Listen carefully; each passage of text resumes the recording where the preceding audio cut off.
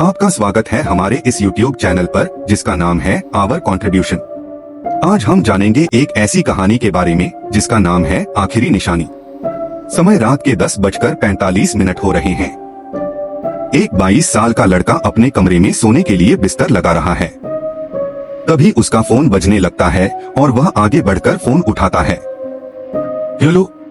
तभी फोन से आवाज आती है, हेलो सुन यार, वह जंगल के पास वाली रूम की चाबी ले जा, कुछ टूरिस्ट आए हुए हैं उसी जंगल पर, उन्हें दे देना और हाँ कुछ पैसे भी ले लेना यार, अभी जाना है, अभी तो 11 बजने वाले हैं।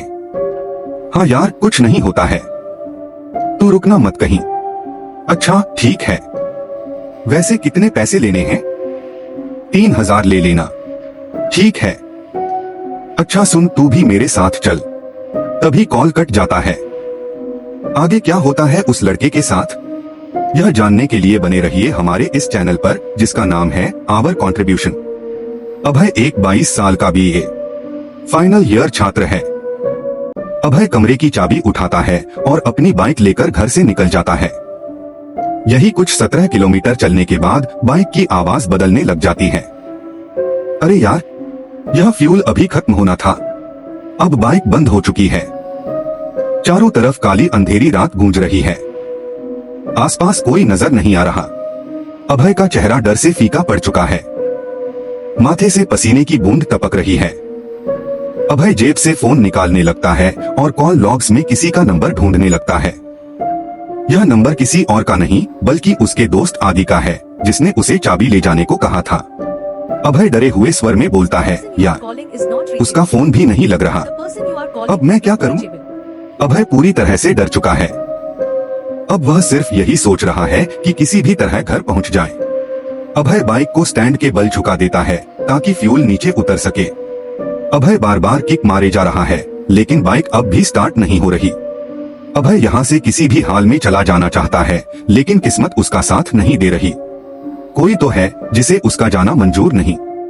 अभय सोच रहा है कि क्यों उसने आदि का फोन उठाया और क्यों जाने के लिए हाँ भरी। अभय यह सब सोचते हुए गाड़ी को धकेलते हुए आगे जा रहा होता है।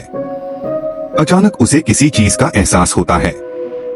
ऐसा लगता है कि उसके पीछे पीछे कोई आ रहा है।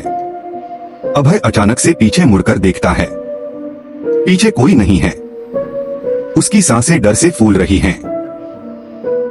अभय हिम्मत जुटा के आगे बढ़ता है। 10 मीटर चलता है और उसे ऐसा महसूस हो रहा है कि पीछे पीछे कोई उसके साथ चल रहा है। अब उसने गाड़ी खड़ी कर दी है।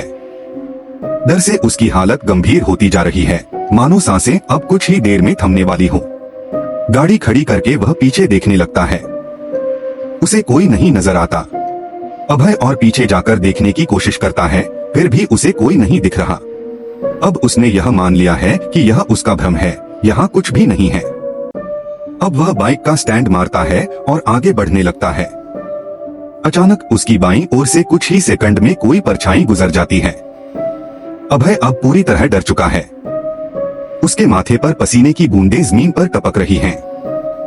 आंखों में डर साफ नजर आ रहा है, मानो उसने किसी ऐसी चीज को देख लिया हो जिसे वह बिल्कुल भी नहीं देखना चाहता था। अभय अब जंगल के बीच में खड़ा है। अब वह गुजरी हुई परछाई की ओर आगे बढ़ रहा है। धीरे धीरे आगे बढ़ता है।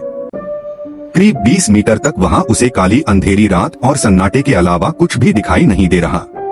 अभय अब गाड़ी की ओर वापस बढ़ रहा है। धीरे धीरे कदमों से आगे बढ़ रहा है। कोई धीमे धीमे उसके पीछे चल रहा है। कुछ समय में वह अनदेखी चीज करीब आ रही है।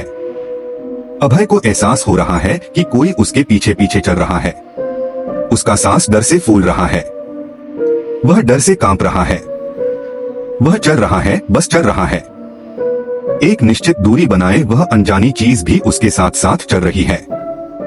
अब वह उसके बिल्कुल करीब आ चुकी है। अभय अभी भी चल रहा है। अचानक उसे लगता है कि कोई उसे छूने वाला है। तभी वह तुरंत पीछे मुड़ जाता है। अभय जमीन पर गिर चुका है। उसका शरीर दर्द से कांप रहा है। वह चिल्लाना चाहता है लेकिन उसका शरीर और उसका गला उसका साथ नहीं दे रहा, मानो किसी ने उसका गला जकड़ रखा हो।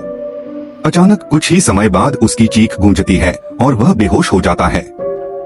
कोई तो है जो उसकी बॉडी से उसका लॉकेट ले जाना चाहता है। कोई तो है जो लॉकेट ले जा रहा है। मगर क्यों?